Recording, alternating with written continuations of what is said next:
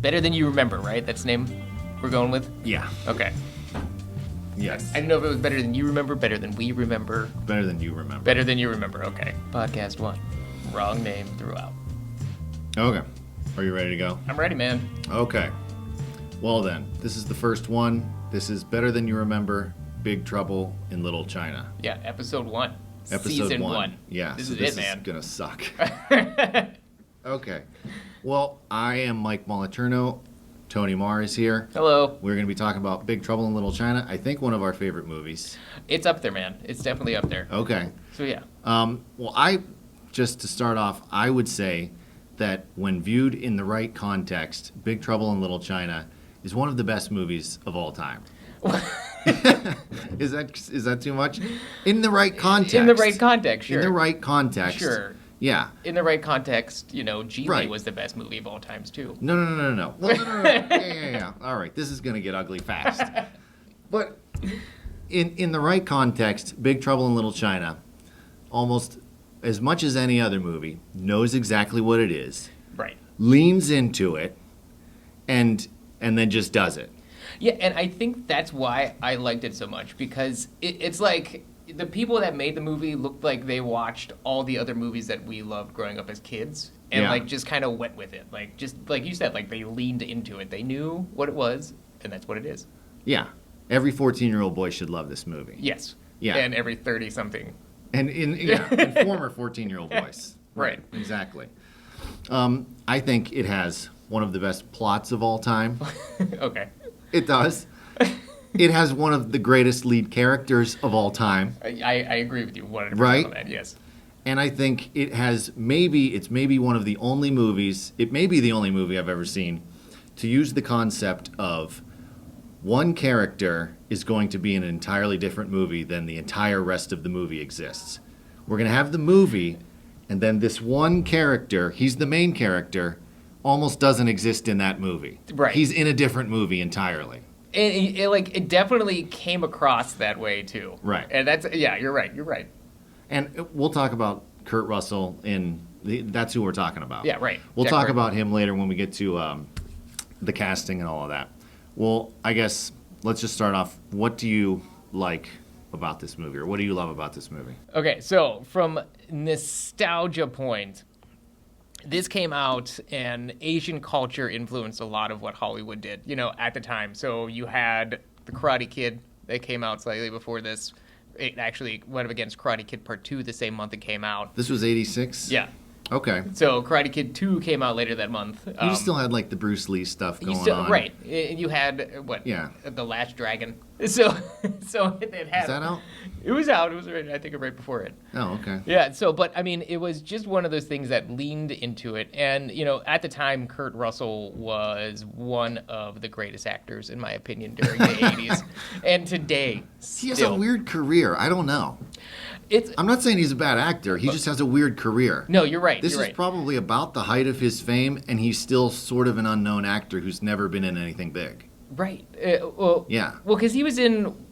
Did Escape from New York come out before this? It'd have been before this. Yeah, so that was major, him and John Carpenter's first foray, or was it The Thing? No. I think it was Escape from New York. Then they think they did a TV movie. I have it written down somewhere. But yeah, they did several movies together, but this might actually be the second to last. I think this is the second to last before Escape from LA, which was 97 or something. It's the last. But yeah, it had everything. In my childlike mind, you had action. Mm-hmm. You had a great buddy cop almost deal going on with him and Wang. Yeah. You had magic. You had mysticism, and you had Kim Cattrall. Yes. And definitely the peak of her career. Well, I guess Sex and the City, but I never watched that. But yeah, I guess I would echo you. It has everything in it that if you just wanted to go, if you were going to go to a drive-in, this is the ultimate movie that you would watch with a group of people. Yes. You could sort of be talking. You could, not pay too much attention to the movie. You don't really, even if you pay attention to the movie, you're not going to really know what's going on. Right. But it's just, it hits you with, like you said, kung fu, monsters, magic, just comedy, love, I think. There was some love. Sort of. Yeah. Everything in the world is in the movie. Kung fu, right. Right. Okay. Well, let's talk a little bit about the movie. So, well, what's the plot? So basically, what is this? Isn't the plot? Yeah, is yeah, the yeah. question. And it doesn't matter either. Yeah. This movie is a vehicle for crazy stuff to happen and for Kurt Russell to say something stupid about it. Yeah, very That's little. really it. Yeah, very little exposition. Yeah. You If know? the movie lasted 8 hours, I'd watch all 8 hours of Yeah, it. I wish it was the series. Uh-huh. Yeah. It should be, yeah. It could be a series. That's what it felt like, because it felt like action sequence. All right, we solved this problem temporarily. Then there's another problem. Right. Like that's how the movie worked. You know, Yeah. It starts off with Jack Burton just driving down the road. You know, Right. just in a big rig, Just ranting into the night. Porkchop Into Express. the ether. Yeah. Doing his trucker podcast, Is it? sort of. That's what I hope this is. I hope this just turns into Jack Burton. I'd listen to Jack Burton. If Jack Burton did a podcast that was nothing but that, I'd listen to that every day on my way to work. Yeah, you could tell that the Jack Burton character is definitely based on almost like a John Wayne. I mean, even the way that he pronounces everything is Right. like John Wayne. He's that cowboy, but the cowboy's out of place when it comes into Chinatown. Right. You know? Chinatown Well, like has its Snake own Plissken was Clint Eastwood. This is John Wayne. Yeah. But Jack Burton is, I've never seen a character quite like him. No. Well, but I think a lot of action heroes do owe something to Jack Burton, in a way, because he's kind of the everyman who's a little bit out of his element. Nobody's ever played dumb the way Jack Burton does. Like, nobody's ever had, I guess, the balls to make their leading man as helpless and confused as Jack Burton. Right. But they certainly give them, they go the other way. They give him the smart remarks and the quick wit and everything, and they make him a smart ass, but they make him really, really capable. Jack Burton is all of those things, and somehow it's even cooler that he can't back any of it up. Yeah, that's Right. like, and I think that the best part that exemplifies that is, when they finally go down to like the dungeon area and he shoots up in the air and then like the ceiling falls Right, on him. Like exactly. that is so Jack Burton. Or when he's in the wheelchair, like all those parts are. It pretty much exemplifies exactly what you just said. Yeah. Yes, we'll get to Jack Burton. That's the American attitude, man. That's what It that is. Yeah, he's a very American character. Do we want to recap the plot at all? Yeah, let's go ahead. Recap the plot. All right. Well, it's basically Jack Burton is a truck driver. He's in San Francisco. He's in so. San Francisco. Yeah. He's there delivering pork, I think. Well, it's Porkchop Express, man. It's the Porkchop Express. He's there. He arrives sometime late at night to deliver what I imagine is pork. He is there with his friend, Wang, who is Chinese, who owns a Chinese restaurant in Chinatown. And they go to pick up Wang's fiance, who is just arriving from China to be married to Wang. She gets kidnapped by some street thugs, Lords of Death. An Asian gang. Yeah. The Lords of Death, exactly. And Kim Cattrall is randomly there. which is a confusing part of the movie. It doesn't Yeah. make any sense, really. It doesn't make any sense. But so then Jack and Wang, they try to find his fiance, and they end up in the underworld of Yeah. Chinese black magic and sorcery. Yeah, and there's Asian street gangs. Right. And then black magic and sorcery. Right. and craziness ensues. Yeah, and that's- anything is on the table. Yeah. Right. And that is the entire plot. Yeah, that's That's it. it. Again, it's just a vehicle for craziness to happen, Jack to be confused, and then to, like, how about we throw in a monster? How about this is an action scene? How about this has some dead people in it? How about this has, you know what I mean, a Sasquatch? Yeah. That's it. It's right. It's just what's going to be in the next 10 minutes of this movie, You don't know. and how's Jack going to screw it up? Yeah, and you don't know. Going Yeah, into that but it's movie- always fun. Oh, absolutely. It's a fun ride. All right, so this stars Kurt Russell as Jack Burton, who we will talk about in a bit.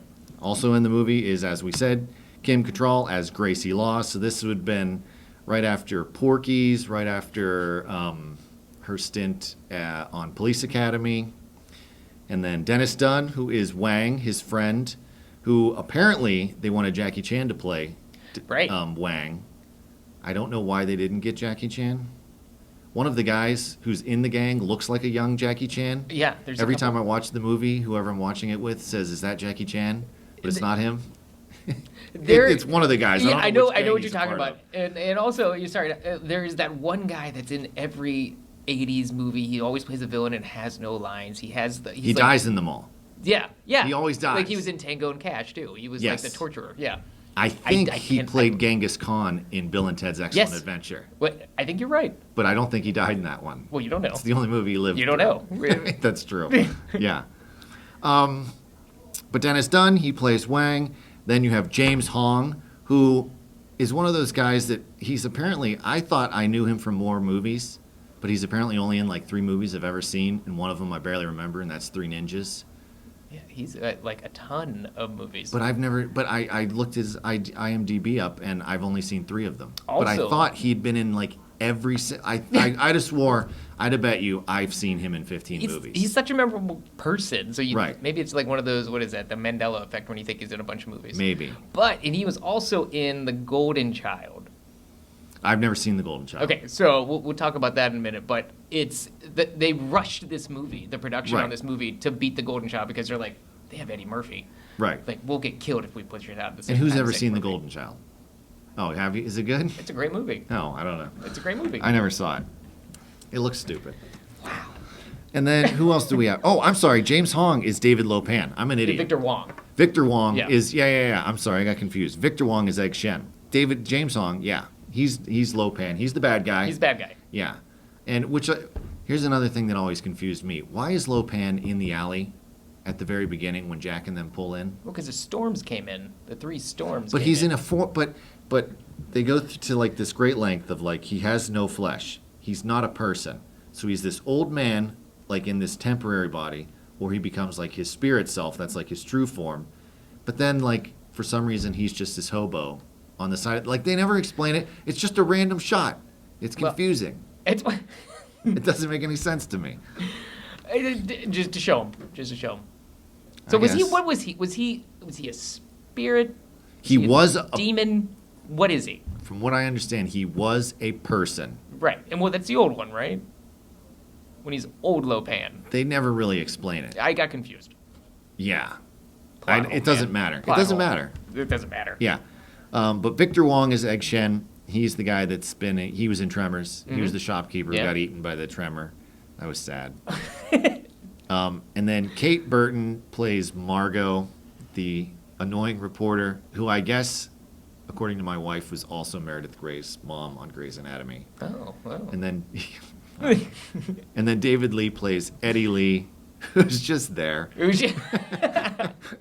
has no purpose. He's the maitre d' of the restaurant, and he's just like... He was hilarious, though. Come on. He knows Kung Fu. He does know... Well, yeah. He knows how to fight. It was the 80s. Everyone knew Kung Fu. Besides Jack Burton. Yeah. Apparently, Clint Eastwood was in the running to play Jack Burton. Huh. They wanted Jack Burton, or they wanted Clint Eastwood. And apparently, Kurt Russell turned down The Highlander to play this movie. Can you to be in this movie. What kind of crazy movie timeline would have happened if Kurt Russell was in Highlander and Clint Eastwood was in Big Trouble in Little China? What do you mean? I'm saying, like, if Kurt Russell I can't see him as a Highlander. No, but how you can never know. He can't do a Scottish accent. You don't know. You don't know what his acting chops are. I know. I mean, you saw this. Mm-mm. Okay. There can be only one. Anything we want to talk about with casting? I will say this. Mao Lin was... She has no lines. No lines. She doesn't do anything. Whatsoever. Not even like a hi. She has one expression. That's it. That's it. Yeah. Well, no, she has 2. Eyes open and eyes closed. Oh. That's it. Anything else? No casting? We're done with the casting? Yeah, no, I think we're good. Okay. Okay, well, here's something. We'll go on to this next then before we get into, like, different topics. So this is the second film that John Carpenter made with Kurt Russell. Sure. This is the third if you count the TV movie Elvis. So they made Escape from New York, then The Thing, then Big Trouble in Little China. This would be the third one. Yeah. If you count the TV movie Elvis. Okay. But if you were just, But they also made Escape from New York. They also made The Thing. They made this, and then they, years later, made Escape from L.A. Mm-hmm. Mm-hmm. All of these movies, I think, are sort of classics. Oh, yeah. Have become cult classics if they're not legit classics. And yet, we don't really think about John Carpenter and Kurt Russell in the same way that we might think about other director-actor pairings like Tarantino and Sam Jackson. Right. Or Tim Burton and Johnny Depp. Or, who I'm sick of. Or Nolan and Michael Caine. Where do Carpenter and Kurt Russell rank in the hierarchy of director-actor pairings? That's a tough one because when you look at John Carpenter, like he had a lot of box office success, but a lot of them were more cult-following films. Like this one, like terrible flop at the box office. There was no marketing behind it, and later on, it developed that cult following. Mm-hmm. You know, as far as their chemistry of working together, amazing. But I don't know, Scorsese and Leo is pretty much up there too. I mean, yeah, Scorsese, De Niro, Scorsese, DiCaprio. Yeah, you're talking about like Goodfellas, Taxi Driver, Raging Bull, right? Stuff like that. So I would still place it up there because they delivered, you know, some great films and films that would live on forever. So especially Escape from New York, and Big Trouble in Little China. Like those are like two, in my personal opinion, like way up there on the list of movies. Yeah. So, even The Thing is a classic great. horror movie. Oh yeah. Yeah. The Thing still gives me the heebie-jeebies. Yeah. I put them above Tim Burton and Johnny Depp. Come on, name me 3 classic Tim Burton, Johnny Depp movies. Oh, well, Willy Wonka and the Chocolate Factory. Oh my, it's Charlie and the Chocolate Factory. That's how much I give them, did not like that movie. I give them Edward Scissorhands. Okay. Edward Scissorhands, yeah. I'm trying to think of another pairing they had that I would consider that I want to go back and watch over and over again. Not Sleepy Hollow. Sleepy Hollow was decent. Yeah, but I don't. But again, is it as good as Escape from New York? No. Well, no. Is it as good as The Thing? No. It's not as good as Big Trouble in Little China, or we'd be talking about it. Well, isn't that next week? Isn't that what we're doing next week? No, because I've only seen it like 1.5 times. I don't want to see it again. Yeah. Either way, better than Tim Burton and Johnny Depp. What about John Carpenter? Is John Carpenter an underrated director? Oh, absolutely. See, but in many ways, it's weird because Halloween's considered a classic. Right. But then a lot of his other movies are almost like people almost look down their nose at them. Do you know what I mean? I think for John Carpenter, I mean, yeah, you get a lot about Spielberg. I'm not comparing John Carpenter to Spielberg, but, you know. Yeah, they're different. Yeah, they're different, and that's the point. Like, John Carpenter has his own genre, you know, and I think this kind of exemplifies that because, I mean, how would you label Big Trouble in Little China? What genre would it be under? Yeah, I don't know. Right, so John Carpenter had a way of carving his own role, you know, and you know, going back to Halloween, like that's horror. That's a classic horror movie. Right. Thing, classic sci-fi. But some of the other following movies that he did were their own path. So I definitely think John Carpenter is underrated, but, you know, he has to find his right audience because there's that whole group of people out there, like, I love John Carpenter. I love everything that he's done. Mm-hmm. Escape from L.A. No, we don't have to talk about Escape from L.A. But don't. It's not as good as you remember. No. It's just not. Don't good. watch it. Yeah. But yeah, no, I think John Carpenter is definitely underrated for everything that he's done. But that brings me to a point.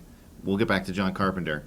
Escape from L.A., when Jack Burton plays basketball, that to me is a sign of a bad movie. What are you talking about? That was like... No, soon as like your hero, whatever skills they have, like the same thing happened in Alien Resurrection, like Ripley could play basketball. Yeah. It makes no sense. Like why why whatever skills Snake Plissken got in the Marines or whatever he was in, how that translates into basketball. He was a baller, man. It doesn't make any sense. It's a sure sign of a bad movie. What about surfing? Huh? What about the surfing part?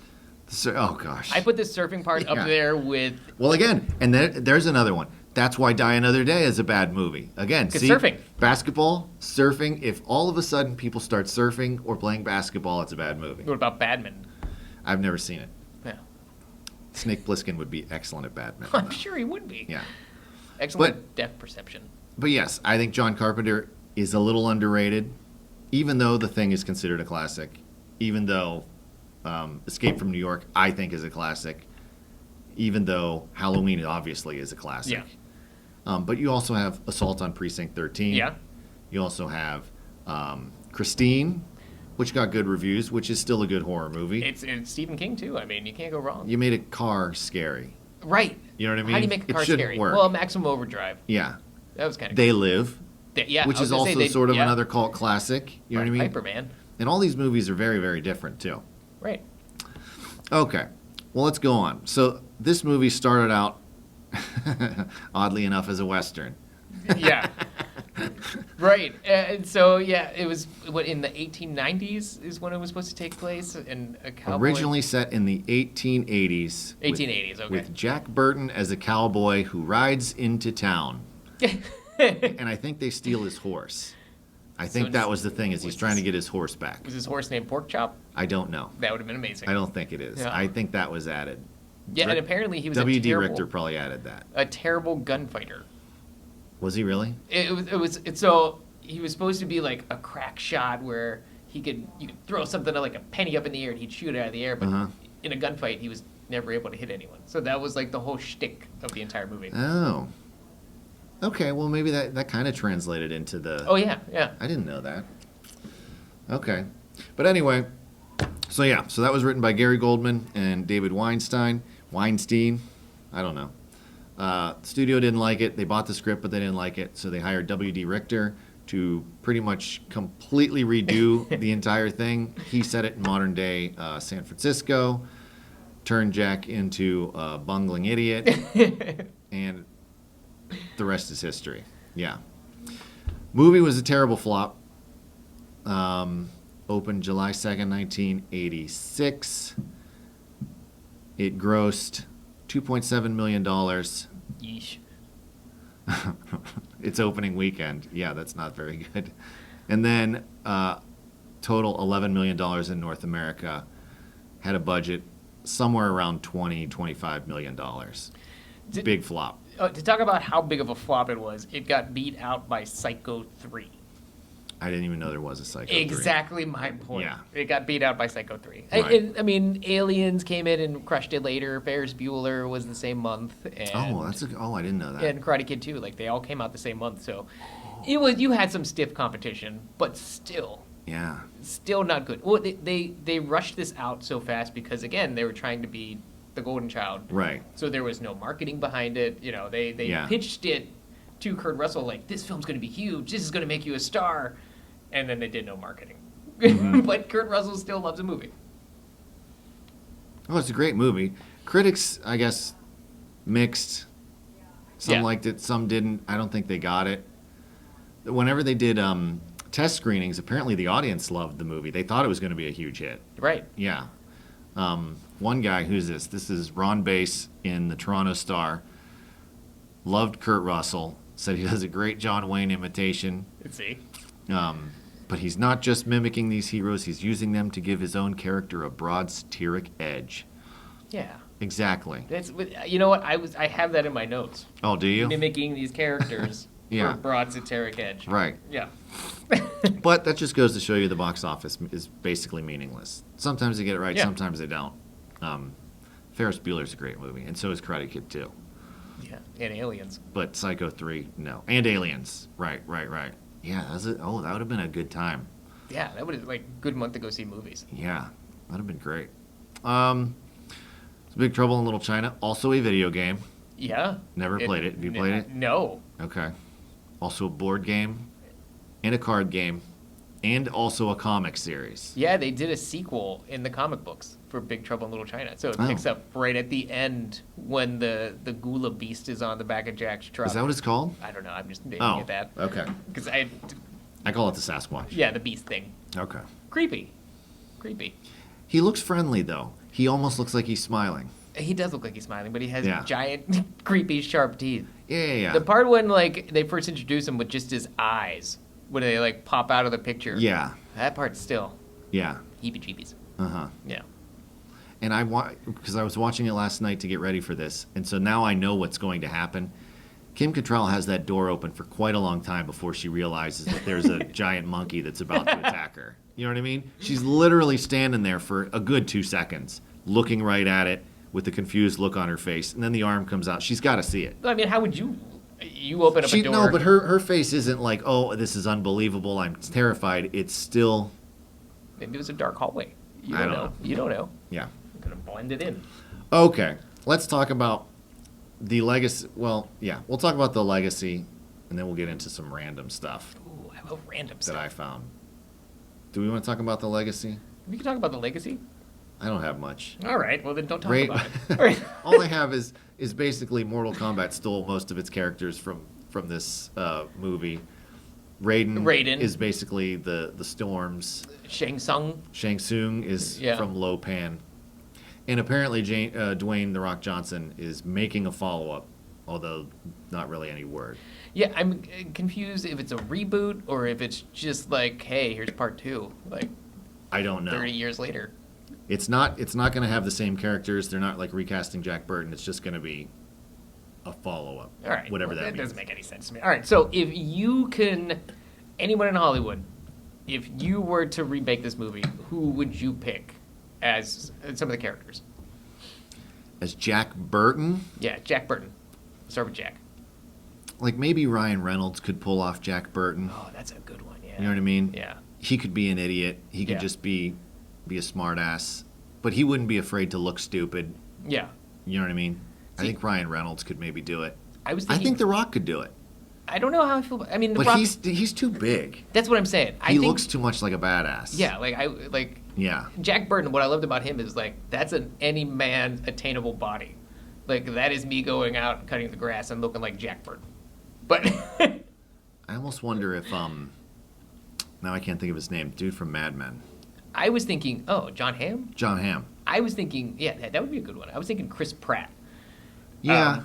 Yeah. Only because the second Guardians of the Galaxy, Kurt Russell was in as Chris Pratt's dad, and like when you see them on screen together, it's like, holy crap, that actually could be his dad, and like that character, Star-Lord, could totally translate well over to Big Trouble in Little They're China. almost the same. Yeah. Yeah. They're very similar. I think that'd be perfect. That would be good.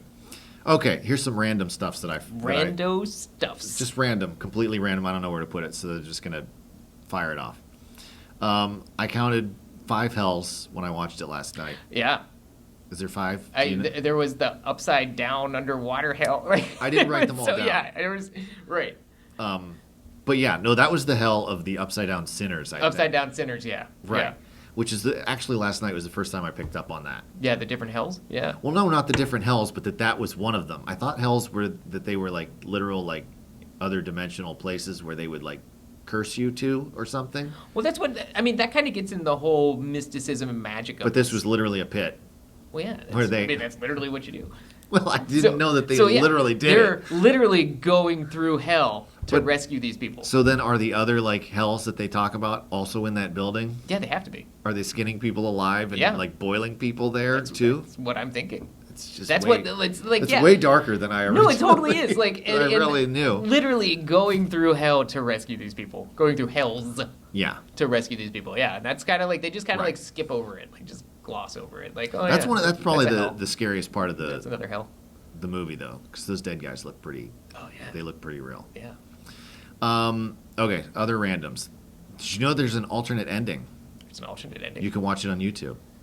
What's the alternate ending? Okay, so it's actually not an alternate ending. It's just expanded. So they get out. They're in Jack's car. They stop at the red light. They all kind of breathe a sigh of relief. Then it cuts to them at the restaurant celebrating. They cut a part out. What happens is they're at the red light. They breathe a sigh of relief, and then the Lords of, what are they called? Lords of Death. The Lords of Death. Yeah. Those 3 guys drive by in a Corvette.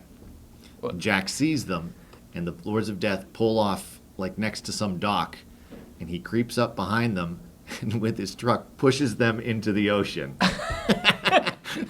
I kind of wish they kept that. Oh no, it fits perfectly, and like everyone, nobody's horrified by it. Wang especially, they all just look at him smiling, like approvingly nodding, and then he just says something to the effect of, "Well, I feel much better now."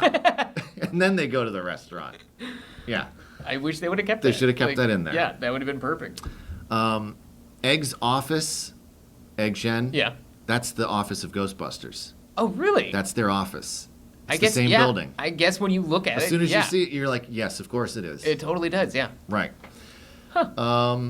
The first scene, when they're interviewing Egg Shen, which they never follow up on. No, not at all. You know why? Well, because, they didn't like the start of just Jack Burton. They didn't think he was that strong enough of a hero, and also they wanted it to have 2 heroes. Like, him and Wong were supposed to be like the double heroes of it. Right. Yeah, but the studio was like, no, it's not strong enough. So Yeah. reshoot something. They thought that he didn't look heroic. He looked like an idiot. Well, that's so the whole they point added of the this movie. scene. I think it backfires though, because I think if you just start the movie, then you just would kind of go with the movie. They start the movie though with this, you leave Jack Burton alone. Yeah. He showed so much courage. Leave Jack Where Burton is alone. Jack Burton and his truck? Now all of a sudden you're like, who is Jack Burton? Yeah. And so then when he shows up and then he's You're such like, an "That's idiot, Jack Burton?" I think it makes it even more glaring how dumb he is. You know what I mean? I think it backfires. Well, plus they give away everything in that first 2-minute segment. Like, all right, yeah, there's gonna be magic. There's gonna be monsters. There's gonna be ghost. True. There's gonna be kung fu. Yeah. Yeah. It still catches you by surprise. You still don't. Oh yeah. Yeah. This is a crazy theory. I thought this last night while I was watching it too. The second time you see Egg Shen is when he's doing his tour through Chinatown with all of the tourists snapping pictures. The Egg Foo Young tours. Right. Yeah. I have a theory that that's the same tour group as from the Alamo in Pee-wee's Big Adventure. They all look exactly the same. They're all just grinning like idiots and taking pictures and stuff. You might be right. I think it's the they same switch tour. buses somewhere, Exactly. in Texas. They're going cross country and they wound up there. Okay, real quick, talking about random facts. So John Carpenter does all of the music for his soundtracks. Right. So from Halloween, any iconic song from any of these movies, John Carpenter did it. Right. And they did the intro song to this. So the title song, The Big Trouble in Little China, that was his band called the Coupe de Villes. So it was him and a couple people that he went to film school with. So it was Tommy Lee Wallace, who did the It television series. He directed the It television series. Okay. And Nick Castle.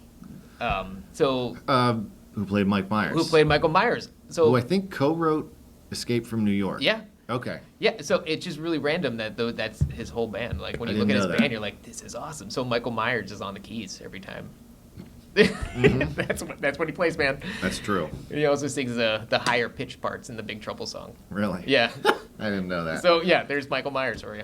As the music is good, obviously, and it's impressive that he does all of that, and that so many of his scores are just absolutely iconic. But when you see him play them live, it looks stupid. You're like, dude, don't. He does not look like a rock star. No. No. I mean, he looks like an 80s rock star. He looks like an 80-year-old rock star. Well, yeah, Even when he there's was that, even when he was 40, he looked like he was 80. He's just like this skinny dude. Yeah. Should be wearing a turtleneck. Gets chilled. All right, let's talk about favorite scenes. You want to do favorite scenes? Yeah, we can do favorite scenes. You get 3. Ooh, 3 favorite scenes. Sure. Do you want to talk about them now, or do Oh, you yeah, wanna, no, we can talk do you about need them. a minute? So, when they first introduced the storms, I thought that part was pretty cool. Yeah. That's when you get your first taste of how crazy this movie is going to get. Yeah. Right. I don't know why the one dude had giant back scratchers. That was his weapon. No. Yeah.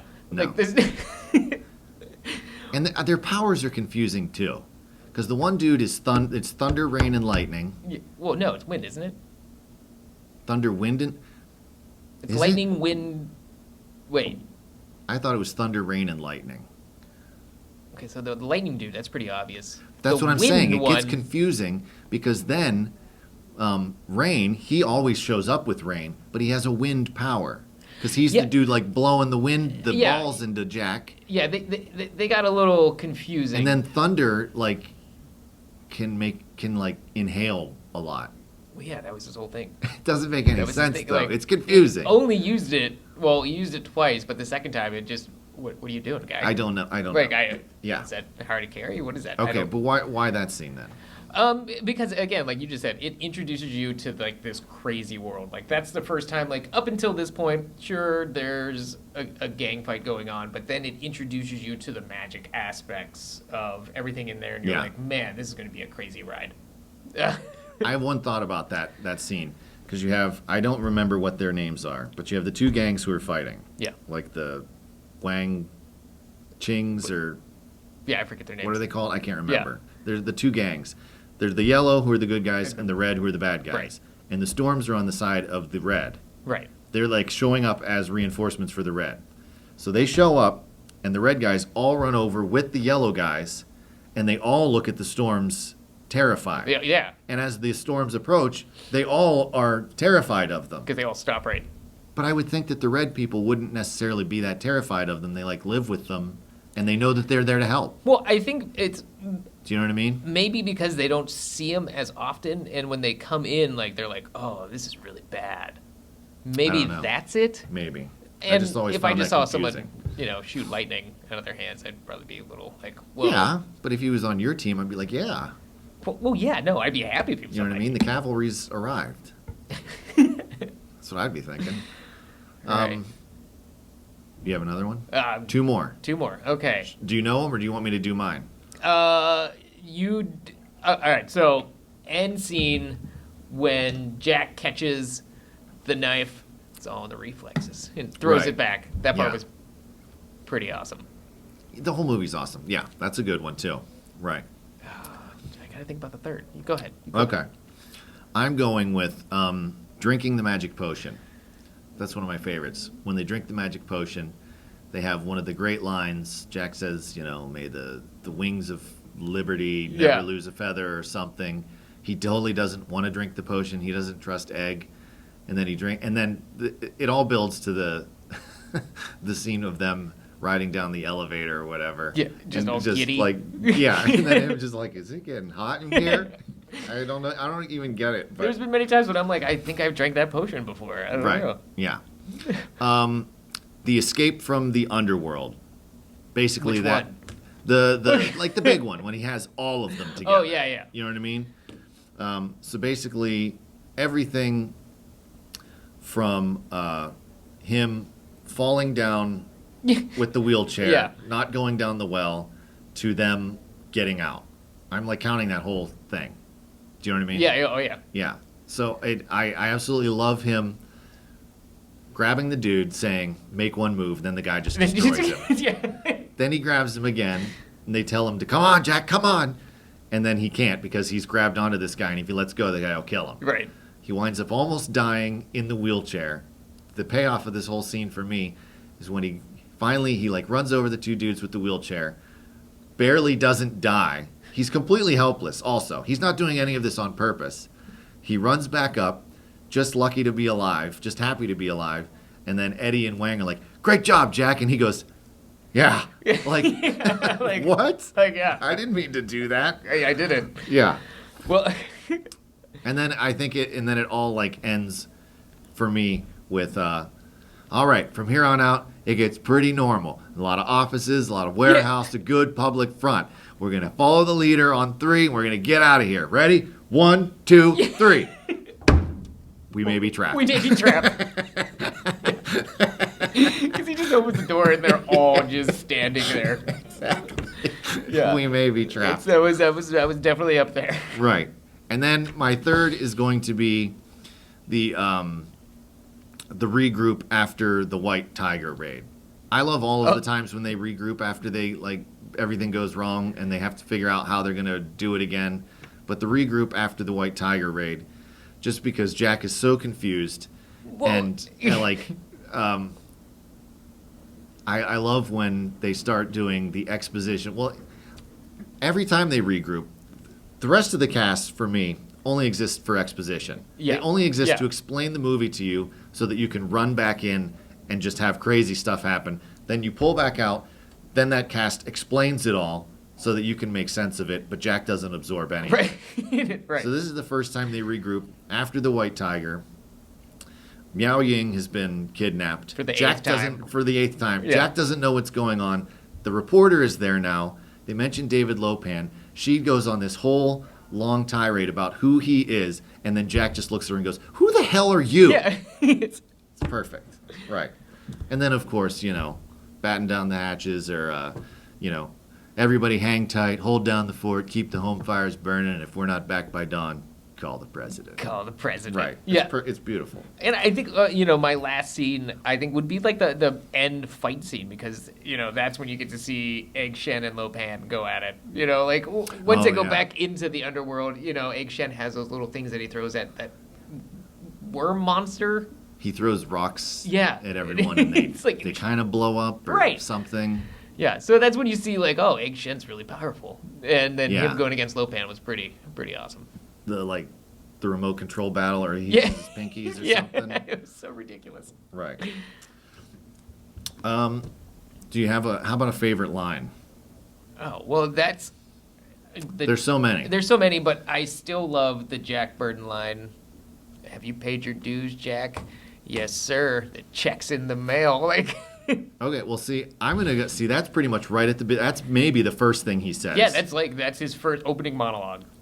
I'm gonna go with almost the very last thing he says, which isn't even funny, but I think like puts just like the perfect, gives a good tint to the very end of the movie, and it sort of leaves it so that when you walk away from the movie, it like leaves a little impression on you, and that's when he's walking out and he turns around and he says, "We really shook the pillars of heaven, didn't we, Wang?" I don't know. It's like the only thing he says that's not funny or meant to make him sound stupid. Right. You know what I mean? And I don't know. I really like that It's like one. you did, Jack. Okay. So let's talk about our MVP for the movie. Who's the most valuable player here? Who's the key character that the movie can't exist without? I don't even know why we're talking about Eddie. it. Eddie. I actually like Eddie. I don't do know too. why. Like, he was... I like everyone in the movie. Like, I can't figure out who I wouldn't want in the movie, even though Mao Ling. Miao Ling. Yeah, she's useless. She's She's a useless. MacGuffin. Yeah. Yes, that's all she is. She's just there. Yeah. So, but okay, MVP. It's got to be. MVP. Well, Yeah, who's the most? besides Jack Burton? No, it has to be Jack, right? Well, yeah. Okay, hopefully, because yeah, this is where I wanted to talk about Jack. Jack Burton. Okay. Well, you can have a different answer. Mine's Jack. I don't think it it's the has same to be movie Jack without Burton. I mean, Jack. Wang was awesome too, They're all, yeah, but yeah. it wouldn't have been if it was just a movie with no Jack Burton and Wang. It'd stink. Oh, it'd be terrible. Yeah, Yeah, I wouldn't watch it. exactly. Yeah. No. Okay, well, let's talk about Jack then. Okay. Um, You don't know Jack. That's what we'll you call don't the know segment. Jack. Go ahead. Here's what. Okay, so for anyone who hasn't seen the movie or who doesn't really remember, Jack Burton is he's pictured as like the all-American hero. He sort of is the leader of the group in some ways. Oh yeah. Like they keep sort of pushing him to like lead things. Yeah, there's like a mystery about Jack too. Like especially when you meet Eddie and Eddie's like, "This is Jack Burton that you've been talked about." Like it's almost like Dalton from Roadhouse. Right. Yeah. He has a reputation that sort of precedes him. He's made into like this mythological guy. Yeah. You know what I mean? Because of the way that people talk about him sort of around the edges. And so he should be the hero of this movie, but he's absolutely not. No, he stumbles his way through it. In many ways, they would all be better off without him. He kills Lopan at the end. Other than that, he is an anchor around the neck of the entire operation. Yeah, right. They're always Right. rescuing him. He's bumbling his way through everything. Yeah, you're right. But in many, okay, so we talked about this kind of at the beginning, but I kind of want to like expand on it. There is one movie where all of the characters exist and all of this stuff is happening, and then Jack is in a different movie. It's like they took a character from a different movie and they just shoved him into this Dropped one him into it, yeah. and didn't convert him over. Like they never re-rendered him for this movie, so he still reacts as if he's in a different movie. Oh, right. So the whole rest of what I find funny is that he's acting sort of normal. If this were really happening, this is how you would react. Do you know what I mean? Like Yeah. this is ridiculous. Like this. Everyone else takes it dead serious. Right. And in many ways it is because they're killing people and stuff. But still, at the same time, I mean,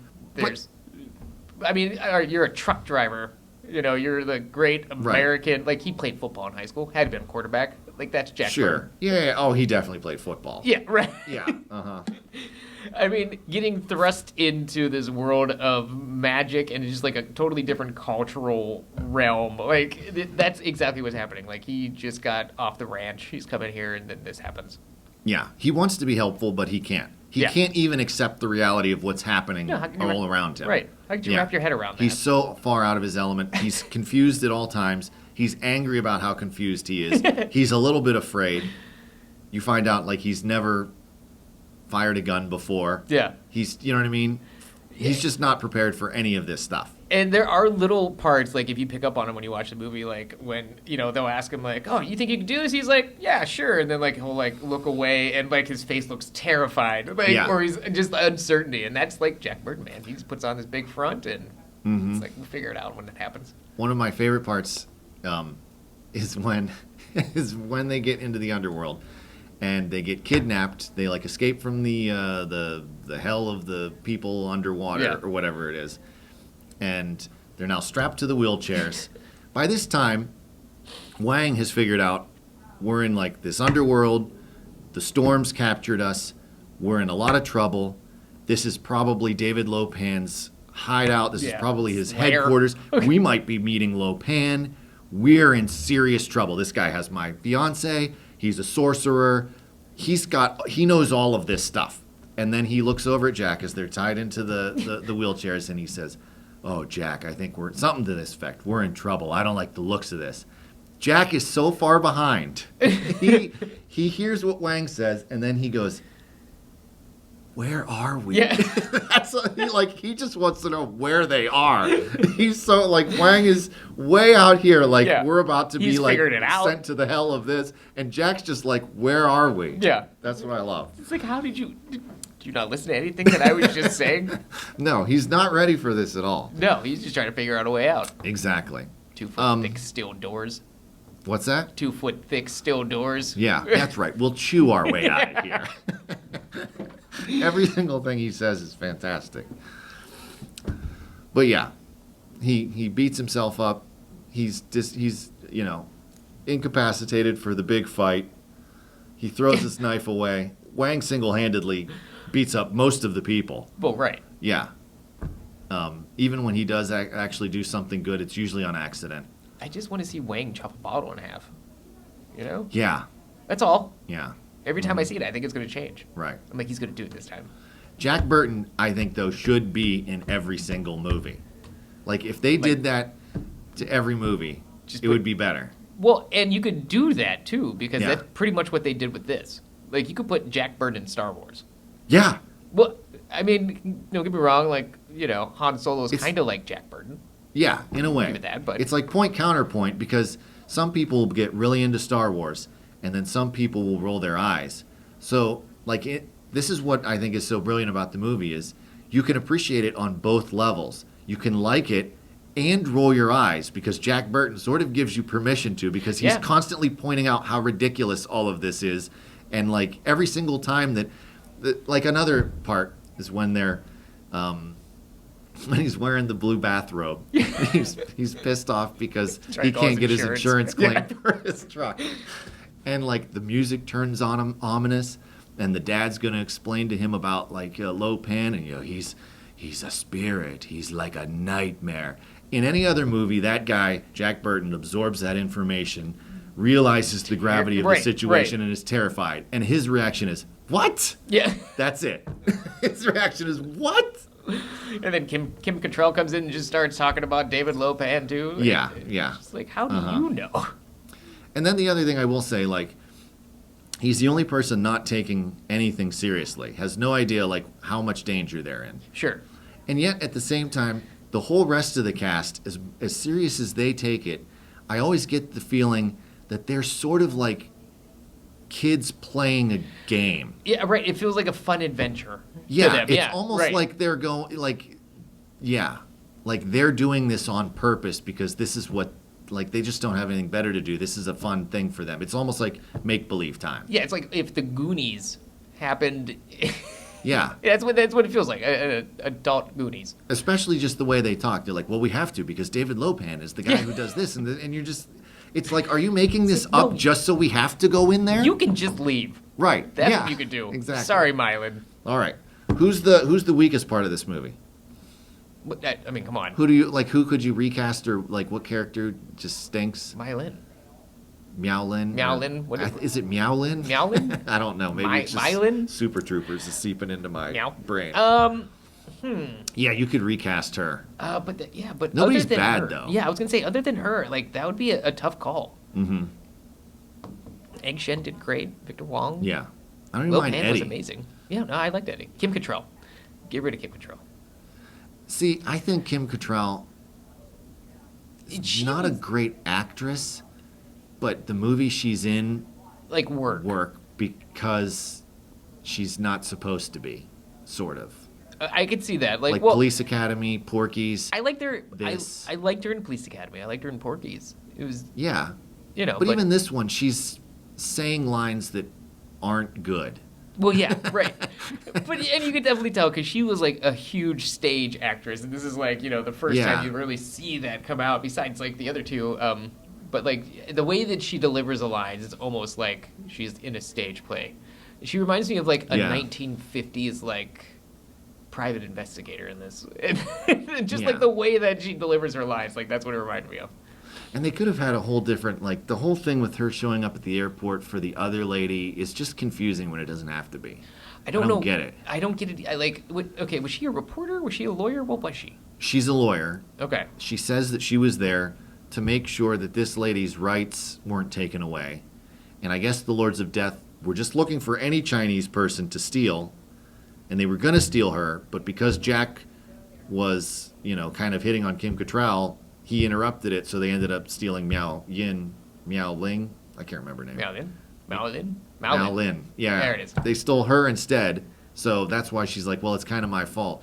But then, like, the whole part with, like, oh, go back to bed. Yeah. They make it seem like there's more to it than there is. Right. It's confusing. It just doesn't. It's another confusing part of the movie. Yeah. But the part when we're introduced to the Lords of Death, when Jack's like, hey, where'd you get that from? Right, exactly. As he pulls out a switchblade and, like, a baton.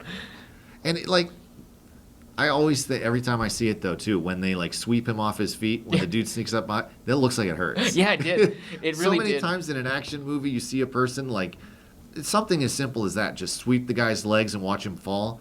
Like the hero pops back up. If I took your legs out from under you, I would lay there. Exactly, me breath. too.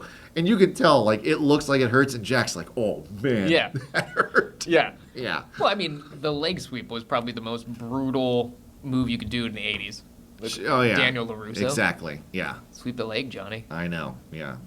A lot of controversy around that move. But you can come back. You can come back. Okay. So weakest link, it doesn't matter. Yeah, get rid of Meowlin. We can do that. Throw her out. Do we need a sequel or a reboot? I'd watch a sequel. I'd watch a sequel. Yeah. I don't know. I don't know. Reboot, I'm not sure. If it doesn't have John Carpenter attached to it, I don't know. Unless David Green, I believe, and Danny McBride, the ones that just did Halloween, if they can do what they did with John Carpenter's Halloween and bring it over to this, I would totally watch it. See, I would almost prefer a sequel. Like Kurt Russell's still. No, I'd much rather a sequel. He could still do Jack Burton. Oh yeah, absolutely. You know what I mean? Yeah. Yeah. I'd much. Whatever they do, they can't make it good or serious.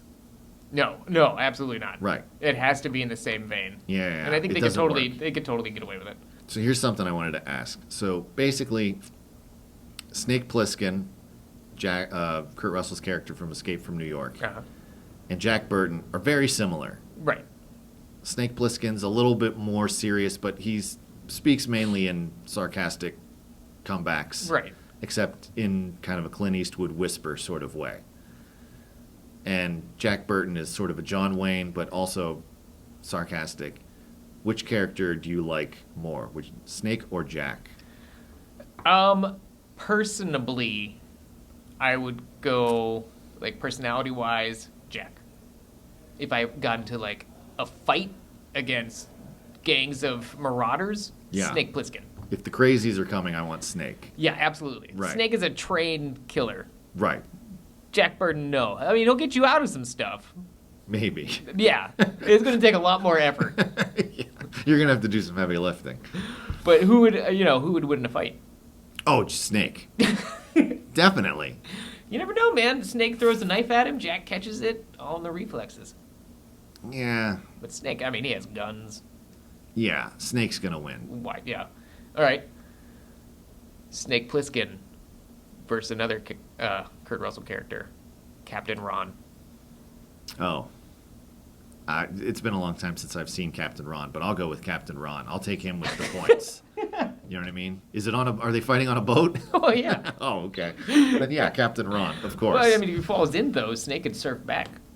Oh, yeah, that's right. Yeah, I mean, you can't count I don't that even out. count Escape from L.A. Snake. That snake doesn't exist to me.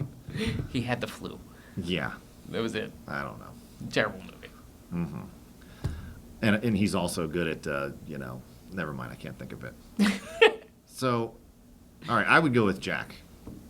I like go the charac- Jack? I like the character better. Yeah. Yeah. I do too. It was just a more fun character, more relatable. Maybe this is a stupid question. Maybe we should have done this at the beginning. Why is this a better movie than people remember?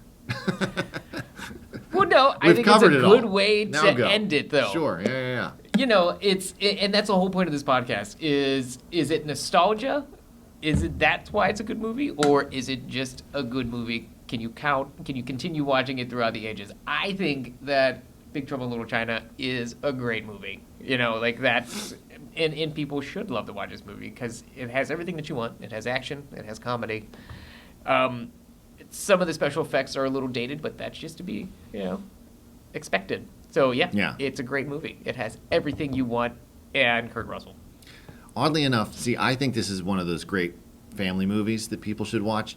In many ways, I think this would be easier for children to handle than, like, say, The Goonies. Yeah. With the exception of, the underwater hell scene. Most of the stuff's kind of played for laughs. It's not taken too seriously. You know what I mean? There are dead people in The Goonies. Oh, yeah. You know what I mean? In many ways, I think The Goonies is way scarier. Yeah, exactly. But, see, I don't think it's just nostalgia for this movie, because when I recently watched it, I hadn't seen it in years. Yeah. And a lot of it I had forgotten. So I watched it as a near 40-year-old man, and I loved it. 40-year-old man with a childlike mind. Yeah, I absolutely loved it. But, again, this is something that I think you could watch with your 10-year-old, and they would just go crazy over it. Yeah, I watched it with my 5-year-old yesterday, and she loved it. It would feel like a treat, like you were getting away with something by getting to watch this movie. Yes. And then it's, for the parents at least, it's not Frozen. It's not Frozen. Yeah. Right. Jack would be a great character to add to Frozen 3. If they animated Jack Burton into Frozen 3, just so he could, you know what I mean, be like, what is going on here? Is he a snowman? You have ice powers? Wait a minute. Exactly. Right. Where's my plow? Yeah. If that truck just rolled into Arendelle, that would be great. The Porkchop Express rolled into Arendelle. Yeah. Again, Jack Burton. Insert him in any movie, and you have yourself a winner. Yeah.